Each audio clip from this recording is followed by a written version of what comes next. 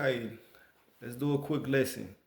So tonight's lesson will be about relationship restoration, making sure that we are in balance in our relationships with our women. This is for the men, all right? But women can tune in too because we want to make sure that everybody is aware of what's going on so it can lead to more positive relationships, more lasting relationships, and we can fully understand how our emotions is what's actually at play when it comes to our reality. So for the men, I need you guys to know that it's not okay for us to be oscillating in our emotions the same way that women do. We shouldn't be as sensitive as a woman because emotions are tied to feminine energy. Men, we are more logical. So that means we're more psychological at times. So we also shouldn't be shaming women for not being as psychological as we are. Because women are more tied to their emotions, they're actually more intuitive than we are naturally. So they have just as much power as we have. We have power over the mind, they have power within their feelings. So we want to make sure that we're protecting our women and their feelings, and we want to also make sure that we protecting ourselves and our mind. So women, at times, women like to tell men about themselves and gaslight at times or say that recycle conversations or saying that things are like this and things like that. And it's not just women because men do it too, but men, you gotta understand when you're doing this, it's coming from your feelings. You need to get out your feelings, bro. So we want to make sure that we protecting women's feelings by whenever you catch a woman being emotional, let's say she might be in her ego, getting angry, trying to control things, which is based on fear, that doesn't mean that you have to match her energy. What we want you to do is be present for good reason. See, it starts at reason. That's a frequency of 400. And for good reason, you want to make sure that you're being logical about the situation, right? Being insightful, based on truth. You want to make sure that you're being present and selfless in that truth. I'm going to be selfless that even though I may feel some type of way, I'm going to stay grounded, be present from a place of love, and I'm also going to be calm, cool, and collective. That means I'm not about to argue. We can agree to disagree if we can't communicate properly. So, see, when you agree to disagree, that means that no arguments are about to take place. So the trajectory of things will, if not stay positive, they will at least stay neutral. And see, neutral keeps balance. All right. So that's neutrality. That's being open, right? I'm being open. I'm listening. I'm being non-reactive. We can agree to disagree. Now, let's say she choose to get into her ego, get defensive by saying things about you and things of that nature. Don't let that get to your head. Don't let that take you out of your logic and have you in your feelings. You see what I'm saying? So you want to stay logical and be like, you know what? I'm gonna just stop talking to you right now, and we can talk about this later or not. I stated my logic from my insight. I'm gonna trust in life that things will at least be balanced or head into a positive direction moving forward. Now, because we're doing this, we're not trying to control anything. See, when you're trying to control something that's based on fear, that's a scarcity mindset. No, we want to operate from a point of abundance. That means that I'm not afraid of losing anything because I'm moving correctly. Now, when I'm moving correctly, that means that if I lose something, then it wasn't for me anyways. Because I'm gonna respect myself, I expect people around me to respect me as well. So if they can't give me the same respect I'm giving them and that I'm giving myself, then maybe we need to distance ourselves from each other. See, that's a boundary right there. So first we set the boundary with ourselves, saying that I'm not tolerating this. So I'm gonna accept things for what it is. I'm gonna forgive her for getting defensive because we gotta understand that women oscillate. That means that they're emotionally sensitive.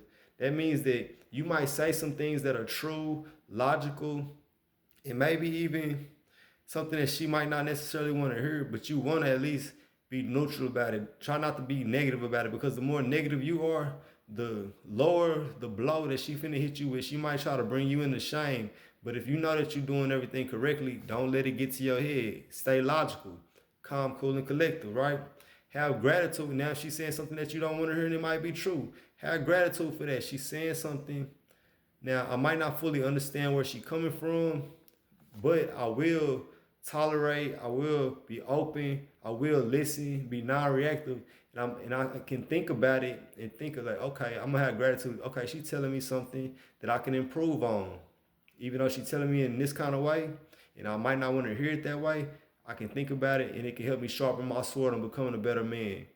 She can't tell you how to be a man, but she can tell you where she see flaws because she wants you to be the best version of yourself. She wants you to be a king so she can match your energy and become a queen. So now you protecting her energy, helping her become a better woman by you protecting your own energy and becoming a better man, staying grounded. And now you moving from your kingship as a man in a relationship.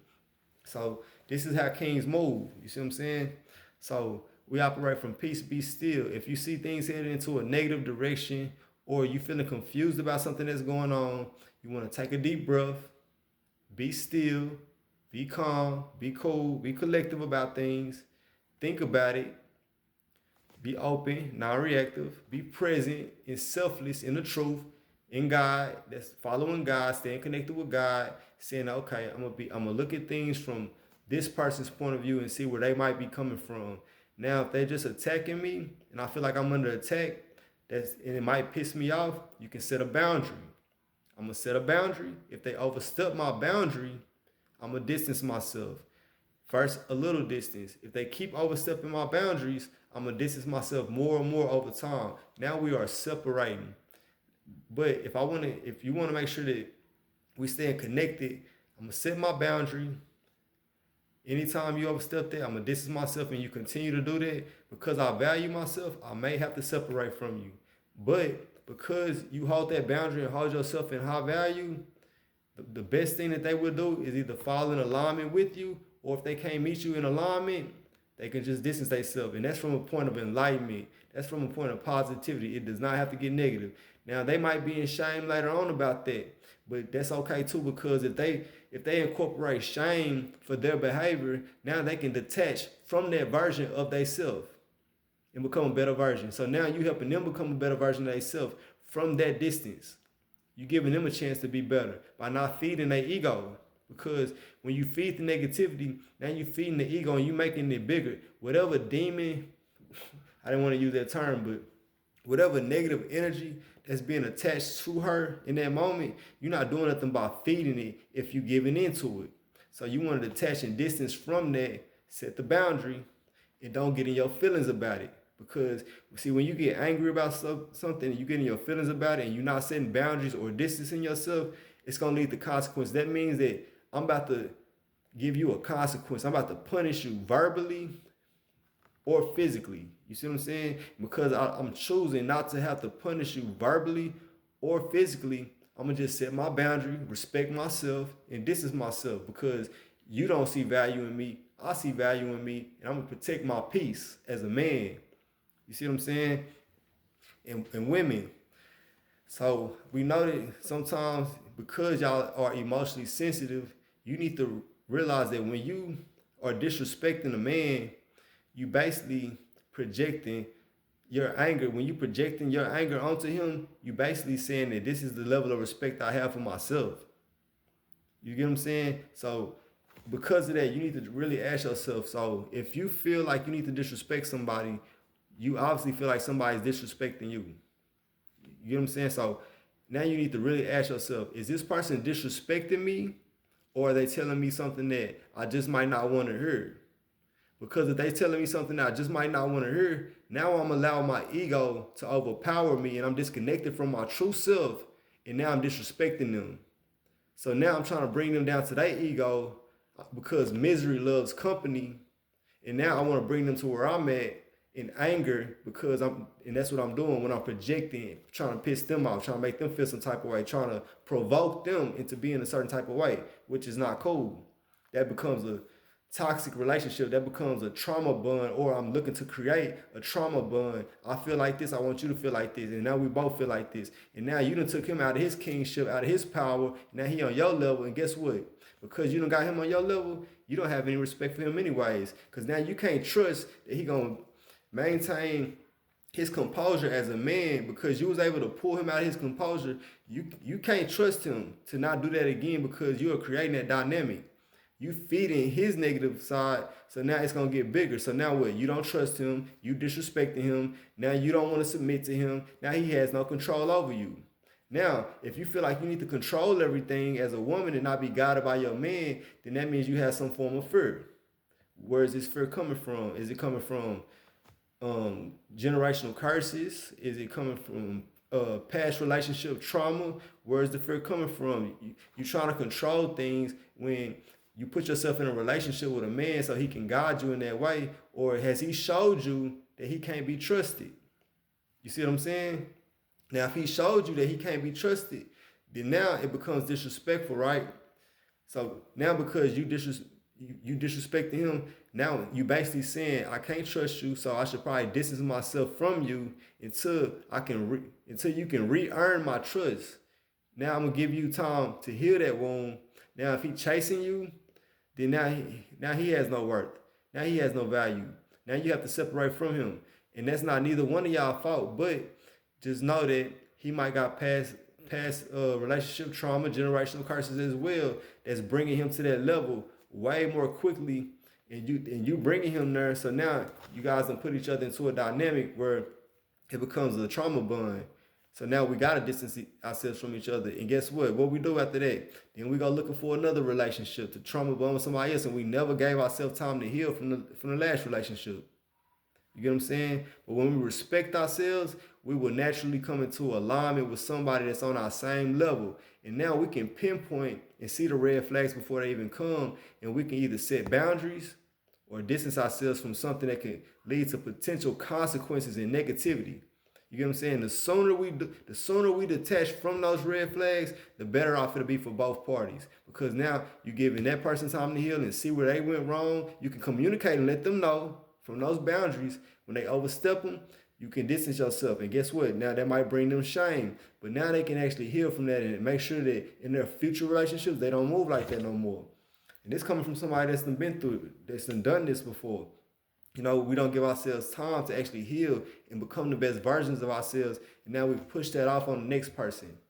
You get what I'm saying? Now we bring the next person down to our level when they might have even been healed. But now you done took them through chaos and brought them back down to a point where they don't want to be at no more. So the best thing they can do is detach from you. Now, if that brings you shame, it brings you shame. But at the same time, now you can see what's been done and you can look forward to not doing that again in the next relationship. Or you might need to just isolate and be by yourself for a while. And most likely somebody that's for you will be attracted towards you, because that's just the way God works. God will give you what's for you. And if he hasn't given that to you yet, then it's not your time. And that's okay.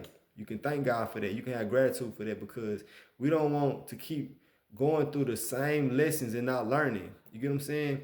When you keep not learning from the lesson, you're going to keep having to retake that test. You're going to keep going through the same thing over and over until you learn from your mistakes, learn how to set boundaries, learn how to distance yourself from these trauma bonding relationships and become a better version of yourself. You putting yourself through that storm and you didn't learn from the past relationship. That's called insanity. When you putting yourself through the same thing, expecting a new result. Now, if you see potential in somebody, that's a whole nother thing. You can see potential in people, men and women, and be like, you know what? I'm gonna communicate. I've been through this before, and I want to see if I can change the trajectory. Now, if it's too much resistance and friction from where it's no growth occurring, don't keep overextending yourself into a situation that's not working out, because now you're draining your energy. Now you're gonna be in your ego. Now you getting angry. Now you being defensive. You know what I'm saying? Like, now you withdrawing. You blaming them for everything, and that leads to resentment. You get what I'm saying? So now eventually you're going to start hating that person. We don't want that. We're looking to create healthy relationships out here. And that's for kings and queens, because we all got a king living in us. We all got a queen living in us, king or queen living in us. You get what I'm saying? So sometimes you can hope for the best, but if things just not working out, they're just not working out. Don't be in bondage. Don't feel like you in bondage. Don't have a guilty consciousness telling yourself, I have to go through this. No, you don't. That's a generational curse that needs to be broken. And you don't want to create a curse that your family that didn't get passed down through your family for your future generations to have to go through. No, you don't want to do that. That's selfish. You get what I'm saying? We want to be selfless. And it's God first, then self, then family. You get what I'm saying? And God is the truth. So we want to know the truth on how to do things. And a lot of times we come from environments where we never seen what the truth look like. So we might think that trauma bonding is love, but it's not love. It's just fear. You get what I'm saying? It's just people trying to control each other, or it's attachment, abandonment issues, all of these things that lead up to this negativity and hate, resentment, shame. You know what I'm saying? Like numbness. Who wants to be in a relationship with somebody where it's just straight numbness and dry, just settling? Settling leads to resentment. That means that at any moment, it could be some tit for tat or some secretive things going on that lead to a crash out, because now you or the other person thinking shit sweet, which is gonna lead to a crash out, and that's gonna be shame too. But now, if you thinking that it's only the other person's fault, and you never looking at your own self, you operate from low vibrational states of guilt, because you ain't doing nothing but blaming. What you should be doing is releasing blame. See, releasing blame, that's having forgiveness. And you can't forgive nobody until you forgive yourself first for your part, for the part you played. Because if you set them boundaries and stood on that, it would have never got that far. You see what I'm saying? Yeah, and that's what that is. And another thing, don't be out here love bombing people. When we get into these relationships, we like to love bomb people and let them know that we this and we that and we do this and we do that. When you haven't given yourself time to get to know this person or to see if things gonna work out, to see what they really got going on. Because as soon as you love bomb them and ask them to meet you on that level, if they meet you on that level and now they see your true colors and all your trauma start kicking and everything like that, now you want to blame them, you know what I'm saying, when they match that energy, when you ask them to match that energy from the first place, because they trusted you, they opened up to you. So now you get mad at them because they expecting love and joy, and you asking them to be in their feelings and things of that nature, when that's not for us as men. Women, y'all can be like that. But this is where we should start out at, in balance. Getting to know each other, taking it slow, seeing if we even like each other, and we can grow from there. And when we do that, we save a lot of heartache. And when I'm talking about these relationships, you can look at it from any point of view you want. You can look at it with your children, with your spouse, future relationships, business relationships, the relationship with your dog.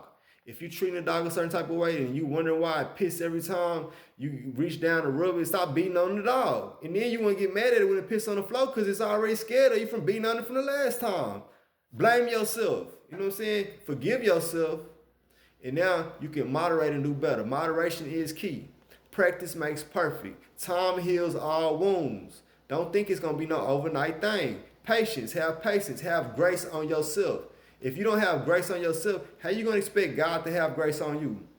You got to meet God halfway. You got to meet the truth halfway.